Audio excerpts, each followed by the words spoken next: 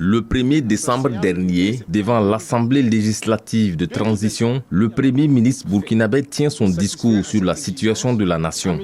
Durant de longues minutes, Apollinaire Kilem ressort les défis actuels du Burkina. Mais l'homme n'évoquera pas un sujet pourtant pas des moindres dans ces périodes d'insécurité. L'environnement, un pan des défis qui va lui rappeler la députée Awa Fofana. Aujourd'hui, le contexte d'insécurité au niveau du Burkina Faso impacte fortement l'environnement. L'environnement est fortement dégradé. Et sur les questions d'environnement, la députée en connaît un rayon. Elle est d'ailleurs officier des services des eaux et forêts. Nous la retrouvons après la séance du jour. Notre environnement est fortement dégradé.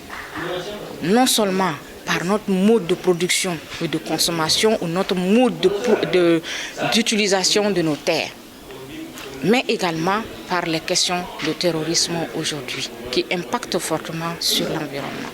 Il faut forcément faire d'abord un état des lieux. Aujourd'hui, il est question de l'intégrité, de la restauration de l'intégrité du territoire. Mais à la fin, il sera également question de la restauration de l'environnement. Environnement fortement dégradé par l'insécurité, mais aussi des populations locales privées d'accès à des ressources environnementales. Pour en avoir une idée claire, direction Kaya, à 100 km de Ouagadougou.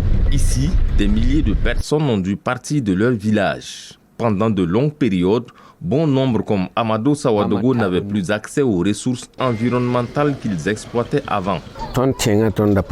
Notre village avait bénéficié d'un château d'eau car il y a une étendue d'eau non loin de notre zone. Tout allait bien, nous produisons en quantité et les femmes venaient vendre à Kaya ici. Mais moins d'un an après, on ne pouvait plus aller travailler dans nos périmètres irrigués. Jusqu'à présent, c'est dangereux d'y aller, sauf si les FDS vous accompagnent. Cette eau était l'essence même de notre vie, de nos productions maraîchères. Ce qui est arrivé, c'est vraiment du gâchis. Notre vie a été détruite. Certains d'entre nous ont essayé de repartir travailler là-bas et ils ont été tués. Impossible d'aller aussi exploiter nos brousses, on n'y a plus accès. Vous savez, même pour se soigner, on allait chercher les plantes qu'il nous fallait. Maintenant, on est obligé d'aller dans les environs des villages plus sécurisés pour cela.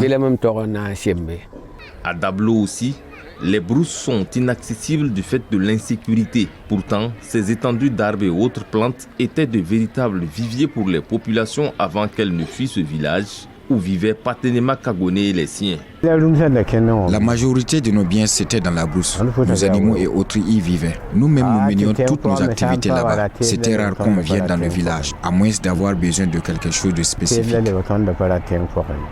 Installé à Kaya depuis plus de 2 ans, l'homme va y vivre un autre calvaire, l'attaque d'un poste d'approvisionnement du lac Dem par les terroristes. C'est ce lac qui dessert la ville en eau. C'était en mars dernier et Kaya était privé d'eau courante durant une très longue période.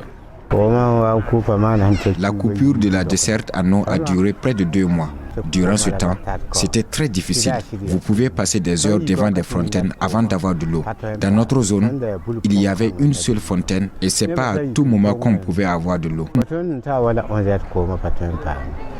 La desserte en eau de la ville a repris depuis, mais dans de nombreuses zones du pays, les ressources environnementales ont été fortement dégradées du fait de la crise sécuritaire qui traverse le pays. Une situation qui joue aussi bien sur les hommes, la flore et la faune. Gildas Da de retour de Kaya, VOA Afrique.